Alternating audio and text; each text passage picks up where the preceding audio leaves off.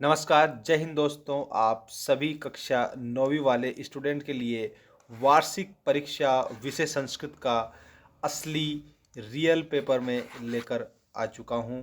यहाँ पर आपको देख सकते हो, ये पूरा पेपर हल सहित में बताऊँगा। तो कक्षा 9वीं 100% आप लोगों का पेपर आ चुका है। यहाँ पर आपका संस्कृत का ये पेपर आपको अभी हल सहित में बताऊंगा। लास्ट तक आपको इस वीडियो को ध्यानपूर्वक देखना है और कंप्लीट करना है आपके सभी प्रश्नों के उत्तर। देखिए, पहला प्रश्न है आपका, उचितम विकल्पम चित्वा लिखत। चैनल को जरूर सब्सक्राइब करेंगे आप सभी, और हमारा ऐप भी आप डाउनलोड करेंगे, मेंस एजुकेशन, जिसकी लिंक मैंने डिस्क्रिप्शन में दे दी है, और टेलीग्राम पर आपको पीडीएफ मिल जाएगा। तो जल्दी से जल्दी टेलीग्राम को भी आप ज्वाइन कर लीजिएगा और एप्लीकेशन भी आप डाउनलोड कर लेंगे। पहला प्रश्न है इसमें, नमस्ते इत्यस्य पदच्छेद भवति भविष्यति।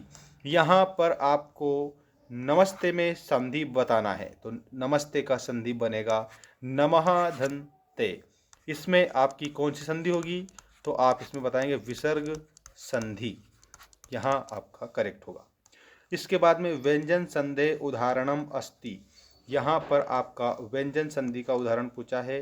तो इसमें बताना है आपको वाक प्लस ईशः। यहाँ वाक प्लस ईशः आप बनाएंगे, जो कि वागीश है। ये आपकी कौन सी संधि है? तो उत्तर में आपको व्यंजन संधि बताना है। ठीक है, और उन्होंने व्यंजन संधि पूछी है। इसके बाद देखिए, हितोपदेश इत्यस्य पदे संधि अस्ति। तो हित प्लस उपदेश, हितोपदेश आपकी गुण संधि हो जाएगी, इसमें करेक्ट। इसके बाद में नेक्स्ट आपका क्वेश्चन है, कर्मधारय समासस्य उदाहरणम अस्ति। तो यहाँ पर आपको कर्मधारय समास का उदाहरण मैं बता देता हूँ। महान चा असो पुरुषः। महान चा असो पुरुषः। ठीक है, तो महापुरुषः ये आप लोगों को बताना है। ये कर्मधारय समास का आपका उदाहरण होगा। अगला प्रश्न है, पंचरात्रम पदे समासः अस्ति। तो यहाँ पर पंचरात्रम 5 रात्रियों का समूह होता है। पंचानाम रात्रिनाम समाहार। इसमें आप लोगों का कौन सा समास होगा? तो द्विगु समास होगा, क्योंकि प्रथम पद कैसा है? तो संख्या वाचक पद है, और जहाँ पर हमारा प्रथम पद संख्यावाचक हो वहाँ पर समास होगा द्विगु समास। जैसे पंचरात्रम दिया है, इसमें द्विगु समास है। पंचवटी, पंचवटी अगर आपको दे तो पंचवटी में भी कौन सा समास बताएंगे? द्विगु समास बताएंगे। ठीक है, क्योंकि पंचनाम वटनाम समाहार। अष्टाध्याय देखेंगे आप सभी, यहाँ पर अष्टाध्याय दिया है। अष्टाध्याय को आप लोगों को बताना है अष्टानाम अध्यानाम समाहार। ये भी आपका द्विगु समास होगा। तो यहाँ पर आपका करेक्ट उत्तर पंचरात्रम में द्विगु समास। अगला देखेंगे, द्वंद्व समासस्य उदाहरणम अस्ति। द्वंद्व समास का उदाहरण आपको बताना है। द्वंद्व समास में जिसमें सभी पद कैसे होते हैं?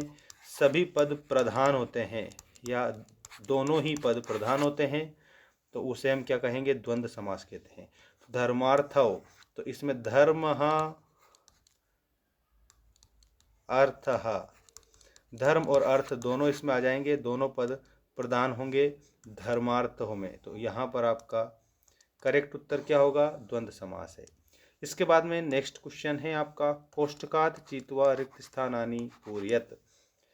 कोष्टक में से आपको रिक्त स्थान फिल करना है। अस्तमये इत्यस्य विलोम पदम। तो अस्तमय, अस्तमय का मतलब होता है अस्त होना, तो इसका आपको उदये बताना है। उदये अस्ति। ठीक, अगला देखेंगे, सार्थकम इत्यस्य पदस्य विलोम पदम। सार्थक का विलोम पद होगा निरर्थकम। ठीक है, निरर्थक। और इंद्रहा इत्यस्य पर्याय पदम। इंद्र का शक्रहा, ये आपका पर्यायवाची हो जाएगा। इसके बाद पवनहा इत्यस्य पदम समानार्थी। तो पवन का समानार्थी क्या होगा? तो वायु, आप वायु भवति ऐसे बताएंगे। प्रिय पुत्र आसीत अस्मिन वाक्य विशेषण पदम अस्ति। तो संज्ञा तो सर्वनाम शब्दों की विशेषता बताने वाले शब्दों को विशेषण कहते हैं। तो यहाँ पर आप लोगों को बताना है इसमें विशेषता किसकी बताई जा रही है? पुत्र की बताई जा रही है। किससे बताई जा रही है? प्रिय से बताई जा रही है। तो यहाँ प्रिय जो है ये आपका विशेषण होगा। इसके बाद अगला देखिए, अहम एक वृक्षम पश्यामि पदे विशेष्य पदम अस्ति। तो यहाँ पर विशेष्य क्या है? तो यहाँ पर वृक्षम, वृक्षः आप लोगों को उत्तर में बताना है। तो इस प्रकार से आप इसे रिक्त स्थानों की पूर्ति करेंगे। इसके बाद आप देखेंगे उचितम युगमेलनम कुरुत। ये आप लोगों का सही जोड़ी बनाइए वाला प्रश्न आ चुका है। भ्रमित्वा, तो इसमें आप लोगों को प्रत्यय बताना है कत्वा। बाला, तो बाल धन टाप बाला ये स्त्री प्रत्यय है। गंतुम, तो यहाँ पर आपका तुमुन प्रत्यय इसमें होगा। तंद्रालु भवती, तो यहाँ पर आप लोगों को क्या बताना है? देखो यहाँ आप लोगों को गीति गातुम कथम कथयति, तो यहाँ पर आपको मृदुम लिखना है। और वाणिज्य पुत्रस्य नाम, तो यहाँ जीर्णधन बताना है। तंद्रालु बाला। इस प्रकार से आपकी सही जोड़ी कंप्लीट आपको याद रखना है। ठीक है। इसके बाद में हम देखेंगे नेक्स्ट क्वेश्चन, क्वेश्चन नंबर 4, जिसमें आपको क्या बताना है? जिसमें आपको बताना है एक पदेन उत्तरम लिखत। ये आप लोगों को गच्छति क्रियापदे का धातु अस्ति। तो यहाँ पर गम आपकी धातु हो जाएगी। ठीक है। तो यहाँ धातु पूछी है तो आपको गम धातु बताना है। इसके बाद में अस धातु लट लकारस्य उत्तम पुरुषस्य एक वचनम लिखत। अस धातु में आपको लट लकार में बताना है, उत्तम पुरुष में बताना है। तो अस्मि आपको इसमें उत्तर नोट करना है, अस्मि। नेक्स्ट देखेंगे लभते इति रूपम का लकारे भवति। लभते इति रूपम का लकारे भवति, तो उत्तर में आपको बताना रहेगा लट लकार। लट लकार आप लोगों का करेक्ट उत्तर होगा। इसके बाद गम धातु लिट लकारस्य मध्यम पुरुषस्य बहुवचनम लिखत। तो यहाँ पर गम धातु लिट लकार, तो आप लोगों का हो जाएगा गमिष्यथ। गमिष्यथ आप इसमें उत्तर में लिखेंगे।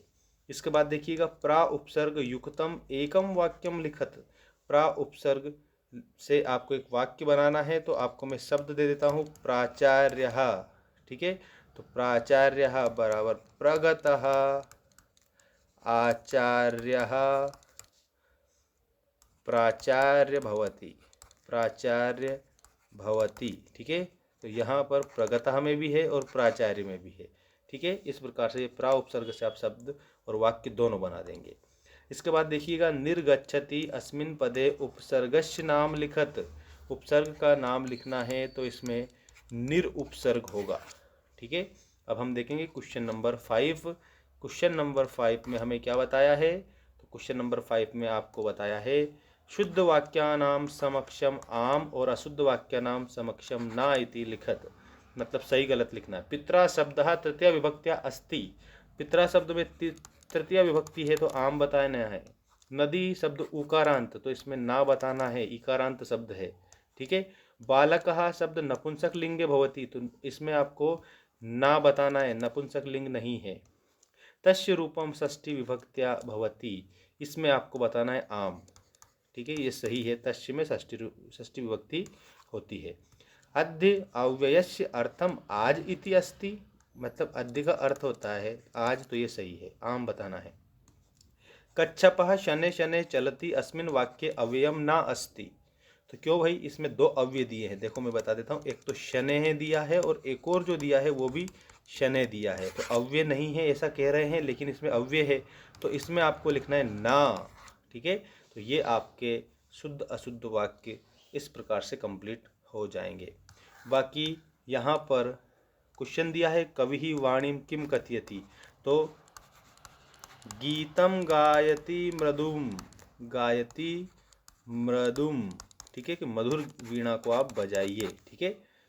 इस प्रकार से आपको सज्जननाम मैत्री की दृष्टि भवती, तो इसमें बहुत ही आपके बेस्ट क्वेश्चन दे रखे हैं, सबके उत्तर हमने बताए हैं। आप लोगों को याद रखना है।